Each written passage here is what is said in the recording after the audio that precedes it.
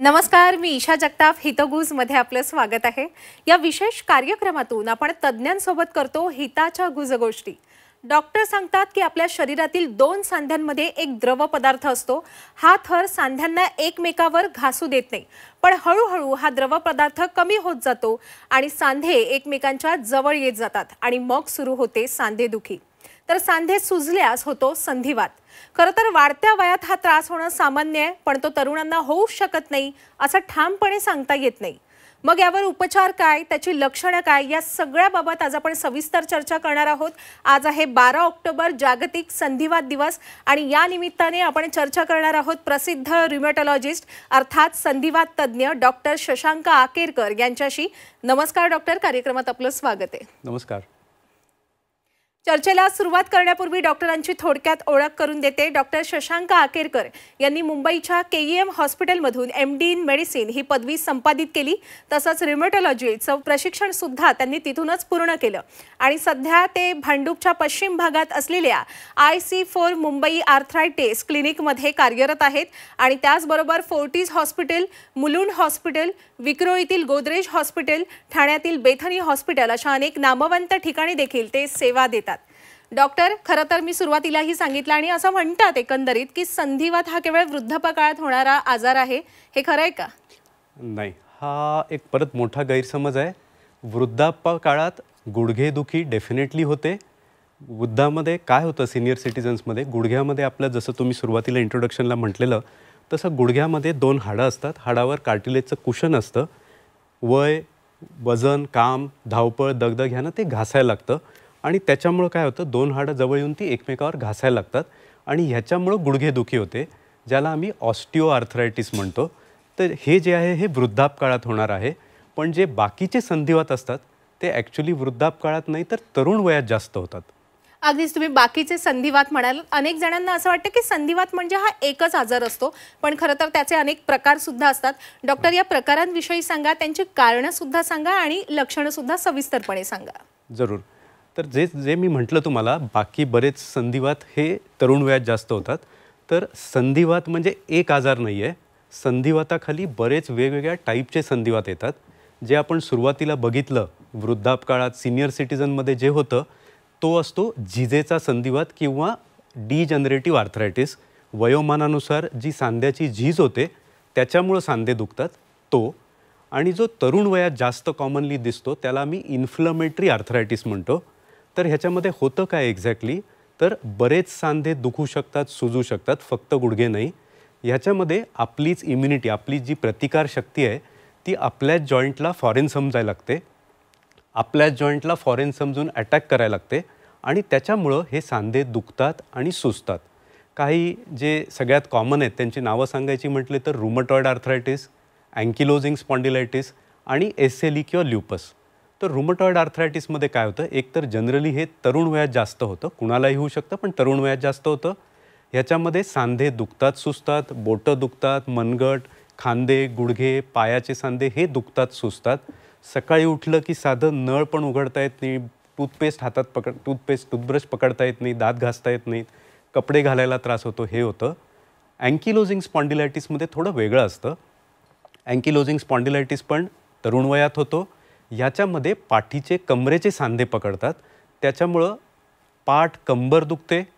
Normally काम झाल्यावर दुखते असं नाही, रात्रीतनं दुखते। रात्रीमध्ये दुखण्यामुळे एवढं दुखतं की कधीकधी जाग येते, सकाळी उठलं की अर्धा तास दुखत राहते, हे असतं।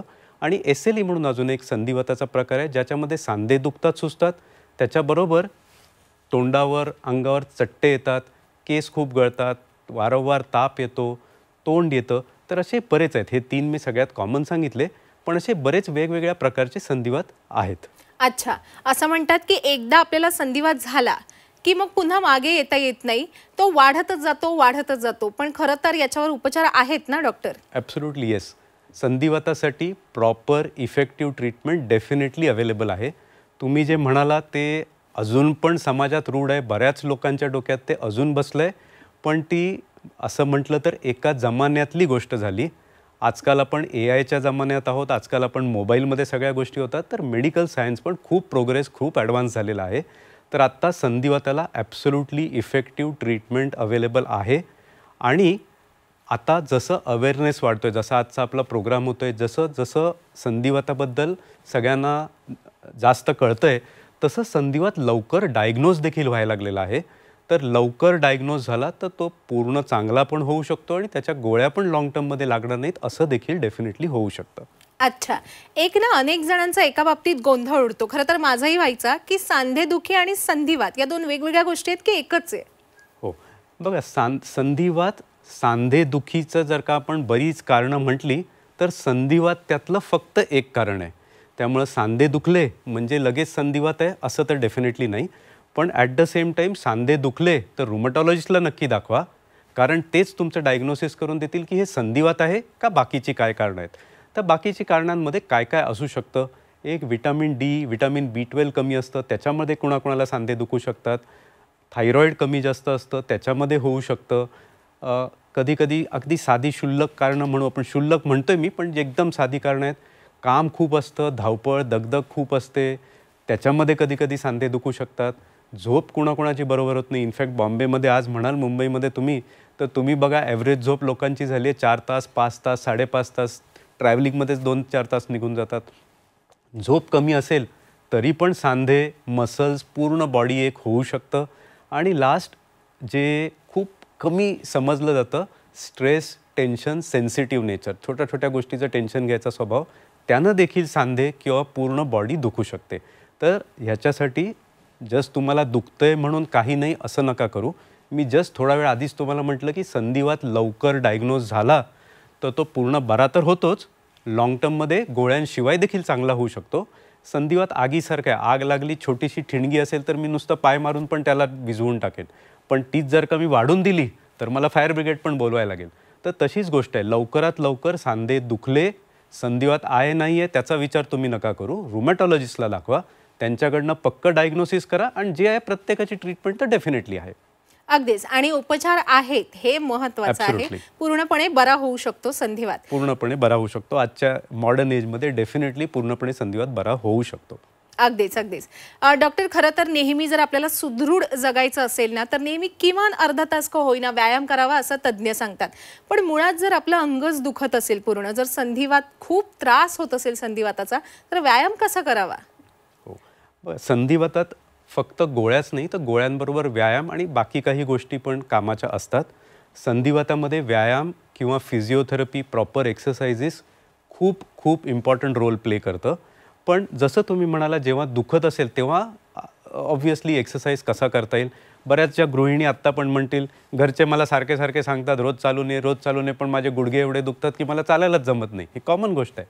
तर ह्याच्यामध्ये काय करायला लागतं, जेव्हा दुखणं जास्त आहे तेव्हा एक्सरसाइज मे बी नाही जमत, पण दुखण्याची प्रॉपर ट्रीटमेंट केली, दुखणं कमी झालं की मग डेफिनेटली एक्सरसाइज करू शकतो. आणि ज्यांना संधिवात आहे त्यांना एक्सरसाइज खूप इम्पॉर्टंट आहे. का इम्पॉर्टंट आहे, जर का एखादा सांधा दुखत असेल आणि त्याच्या आजूबाजूचे मसल्स जर का वीक असतील, तर ते मसल्स वीक असल्यामुळं जे सगळं प्रेशर आहे कामाचं, आपण उभं राहतो, चालतो, आपल्या वेटचं, ते सगळं प्रेशर त्या जॉईंटला घ्यावं लागतं आणि म्हणून जॉईंट जास्त दुखतो. त्याच्या समजा मी जर का एक्सरसाइज केले चांगल्या प्रकारे फिजिओथेरपिस्टकडनं शिकून आणि ते नीट केले तर माझे मसल्स स्ट्रॉंग होतील, ते मसल्स लोड घेतील आणि जॉईंटचा लोड कमी करतील आणि जॉईंट दुखणं कमी होईल. तर सुरुवातीच्या फेजमध्ये जेव्हा जास्त दुखणं आहे तेव्हा थोडे दिवस थांबायचं, तेव्हा फक्त ट्रीटमेंट करायची. जरा सांधे दुखणं कमी झालं की मग एक्सरसाइज, म्हणजे त्याची जी पुढची इम्प्रूव्हमेंट असते ती एक्सरसाइजनं भरपूर चांगल्या प्रकारे होऊ शकते. होय, पण एक्सरसाइज सुद्धा जरा धीराने, नाहीतर अति व्यायाम केल्याने दुखणं वाढू सुद्धा शकतं. बरोबर डॉक्टर? ॲब्सोल्युटली. एक, अति केलं अति तिथं माती, मराठीत म्हण आहेच. आणि दुसरी गोष्ट, फिजिओथेरपिस्टला न दाखवता नुसतंच यूट्यूबवर बघताय, कुणाचं तरी काहीतरी बघताय आणि करताय, त्याच्यामध्ये चुका पण होऊ शकतील आणि जॉईंट्सवर जास्त प्रेशर येऊन दुखणं वाढू पण शकेल. हो, खरं तर ना डॉक्टर, केवळ संधिवाता बरोबरच नाही तर इतर अनेक आजारांबरोबर आपलं असं होतं की मी औषधोपचार करतोय ना, मला आता थोडा आराम मिळाले ना, आता काय औषधांची गरज नाहीये, मग त्या गोळ्या औषधं पडून राहतात. संधिवातासोबत जर आपण असं केलं की आता बरं वाटलं, आराम आला, आता औषधं बंद करायची, हे किती घातक ठरू शकतं? हे डेफिनेटली घातक होऊ शकतं. जसं बघा, कुठली दोन गोष्टी असतात, एक काही कमवणं आणि दुसरं ते कमवलेलं टिकवणं. ते जर का कमवलेलं तुम्ही टिकवलं नाही, परत 2 मिनिटात भिकारी पण व्हायचे चान्स असतात. तर तशीच गोष्ट संधिवात चांगलं करून देणं रुमॅटॉलॉजिस्टचं डेफिनेटली कर्तव्य आहे. पण तो संधिवात जो कंट्रोलमध्ये आला आहे त्याला नीट मेंटेन करणं ते देखील तुमचं तेवढंच इम्पॉर्टंट कर्तव्य आहे. तर ह्याच्यासाठी फार इम्पॉर्टंट आहे की चांगलं वाटलं तरी त्या गोळ्या ठेवल्या पाहिजेत. त्या सिस्टमॅटिकली कमी केल्या जातात, बंद पण होऊ शकतात, पण त्याच्यासाठी ते तुम्ही रुमॅटॉलॉजिस्टवर सोपवा. त्यांनाच तुमचा आजार बघून ते ऑब्व्हियसली कमी करणार. जर का ते बंदच करायचे असतील तर ऑब्व्हियसली हळूहळू कमी करून बंद करतील. पण प्रत्येक गोष्टीची काही सिस्टम असते. तुम्ही ॲब्रप्टली रूल्स न पाळता काही केलं तर त्याच्यात धोका नक्कीच येतो. तर असंच ॲब्रप्टली गोळ्या केल्या बंद की बऱ्याच वेळेला संधिवात खूप जास्त वाढू देखील शकतो. त्यामुळे ते नका करू. रुमॅटॉलॉजिस्टशी दाखवत राहा. ते म्हणतात तसं गोळ्या हळूहळू कमी करा. अच्छा.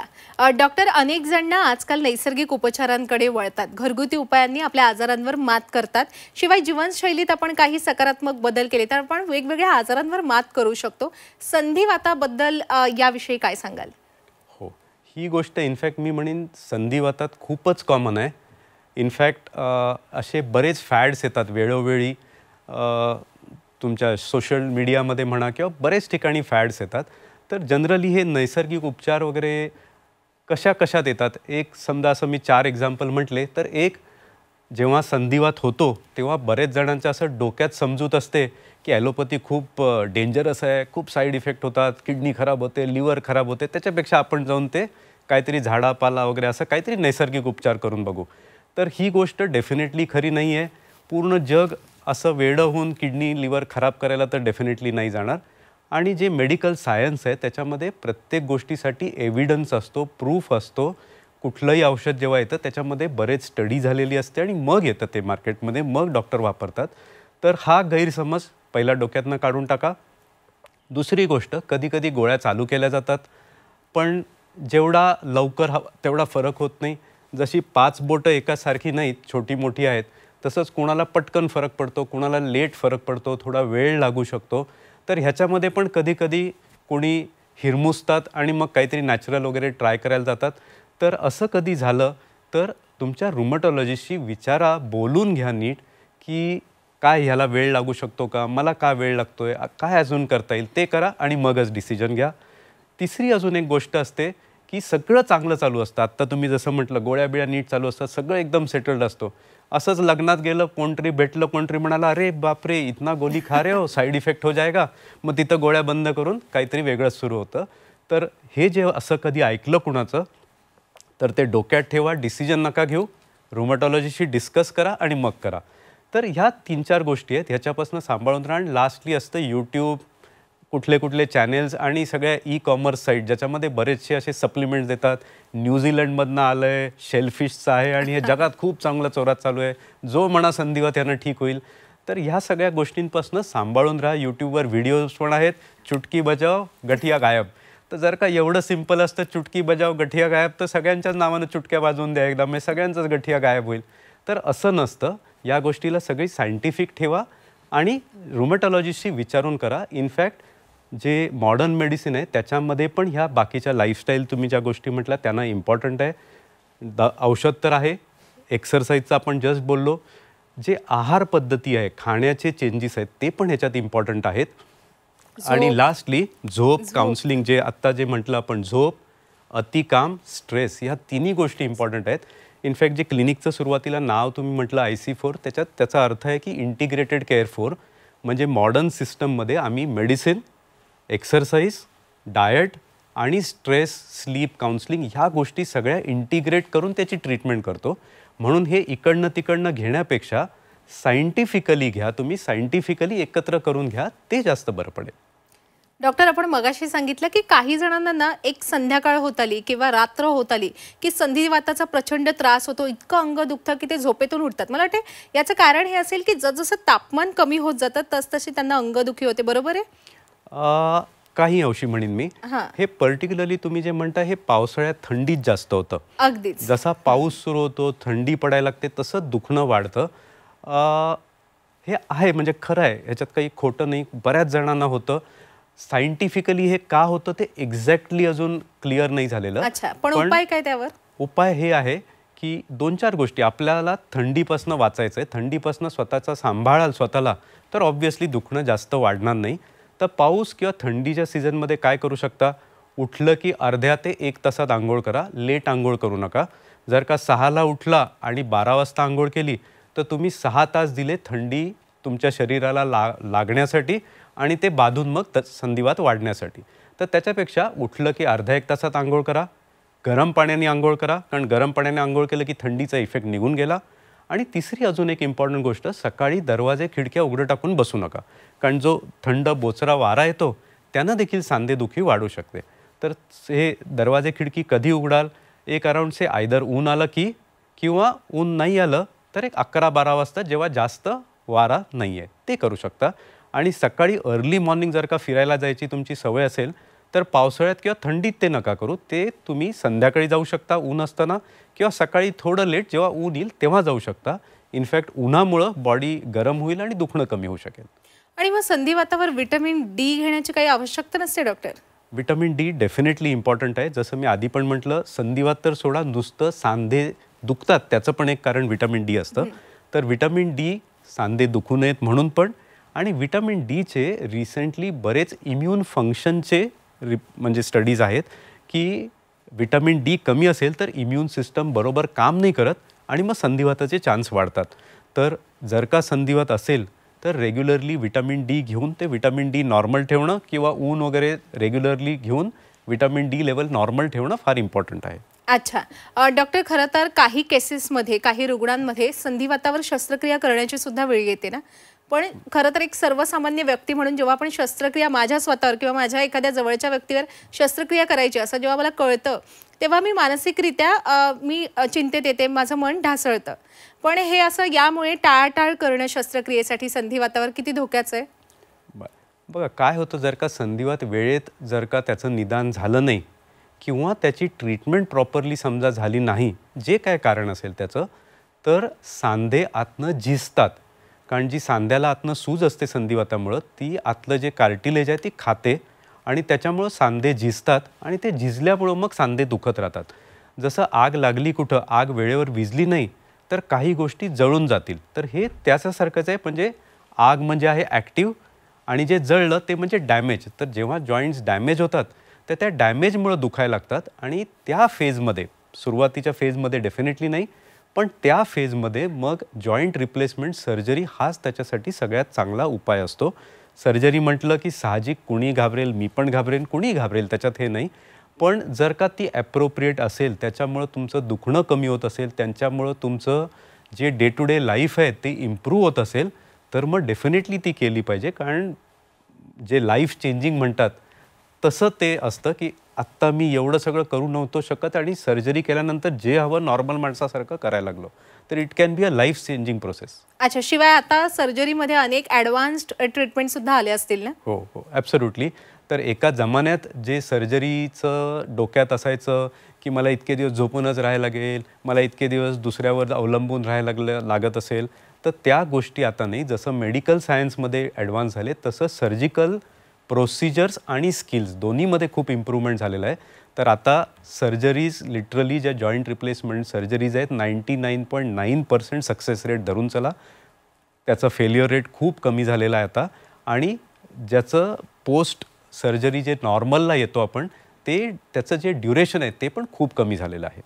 अच्छा डॉक्टर, आपण कायम आपले सांधे हे सुदृढ राहावे, निरोगी राहावे, तरुणपणीच काय कोणाला अगदी वृद्धापकाळात सुद्धा संधिवाताचा त्रास होऊ नये यासाठी आपण काय सल्ला द्याल? एक, काम वगैरे खूप जास्त होत असेल तुमचं तर ऑब्व्हियसली लिमिटमध्ये ठेवा. झोप सफिशियंट राहिली पाहिजे, मिनिमम 6 ते 7 तास झाली पाहिजे, हे इन्श्योर करा. स्ट्रेस कंट्रोल करा आणि काही ना काहीतरी फॉर्ममध्ये रेग्युलर एक्सरसाइज होतील, हे जरूर लक्षात ठेवा. अच्छा, आता ना एक अतिशय महत्त्वाचा प्रश्न डॉक्टर, आपण सांगितलं की व्हिटॅमिन डी घेणं अतिशय महत्त्वाचं असतं आणि सर्वांनाच माहीत असेल, आपल्याला शाळेतच शिकवतात की उन्हामधून आपल्याला डी जीवनसत्व मिळू शकतं. कोणकोणते असे पदार्थ असतात ज्यांमधून आपण हे जीवनसत्व मिळवू शकतो? व्हिटॅमिन डी दुधातनं मिळू शकतं आणि नॉनव्हेज जे फूड आहे दुधातनं मिळू शकतं. दूध आणि दुधाचे प्रॉडक्ट्स म्हणा, पनीर आहे, दही आहे, त्यातनं मिळू शकतं, अंड्यामधनं मिळू शकतं. आणि नॉन व्हेजिटेरियन फूडमध्ये तर व्हिटॅमिन डी बऱ्यापैकी प्रमाणात असतं, पण ऑब्व्हियसली सगळेजण नॉन व्हेजिटेरियन नसतील तर व्हेजमध्ये दुधात डेफिनेटली व्हिटॅमिन डी चांगल्या प्रमाणात असतं. अच्छा डॉक्टर, आज आपण या चर्चेत सहभागी झालात आणि एवढं मोलाचं मार्गदर्शन सर्व आपल्या प्रेक्षकांना केलं त्याबद्दल मी आपले मनापासून आभार व्यक्त करते. धन्यवाद. धन्यवाद. प्रेक्षक हो, आता वेळ झालेली आहे इथेच थांबण्याची. ताज्या घडामोडींसाठी पाहत रहा झी 24 तास.